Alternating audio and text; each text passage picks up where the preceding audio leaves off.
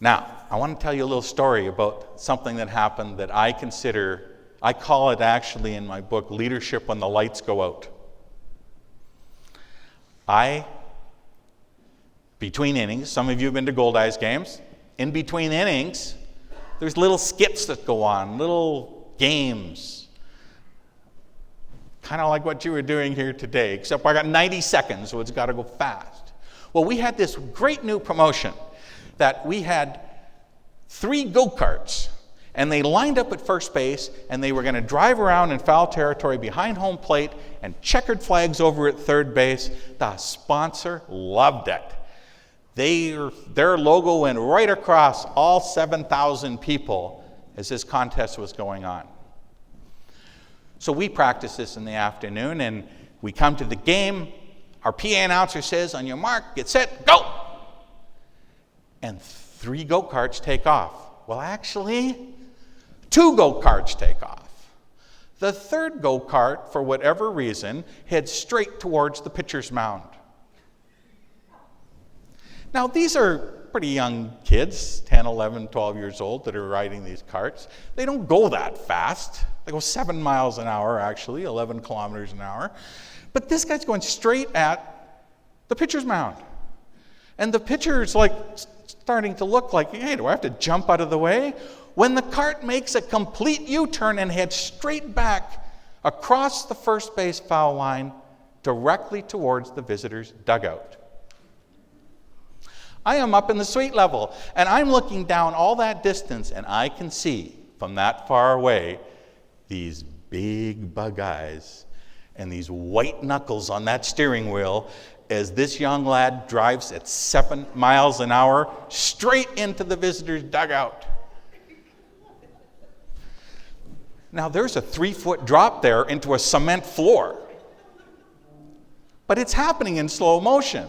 As he gets there, the visiting team, grabs the cart, cushions him, and sets him down in the dugout. Just as my promotions manager runs across the field, she arrives just as they do that. And she runs into the dugout and said, "Are you okay?" And this little guy with the big bug eyes said, "I'm in the dugout." This is the greatest moment of his life. So, we get the cart back out. All the kids in this promotion got a Goldeyes hat, except this young lad. He got a Goldeyes hat, and he got an autograph ball by the visiting team, and a Goldeyes jacket, and, season tickets for life. A little extra. Mostly to calm his mother down. But here's what happened in this story. 2 innings later, I am walking underneath the grandstand in the concourse that only our staff is in, and a noise I hear from a room. We don't even use this room, but I hear a noise. And I turned around and I thought, I better check that out. So I go inside, and there's my promotions manager bawling her eyes out. I ran across the room. I said, "What's the matter?" And she, between tears, said to me, "I never thought we could hurt a little kid." Now, nobody was hurt, but I guess the potential did exist.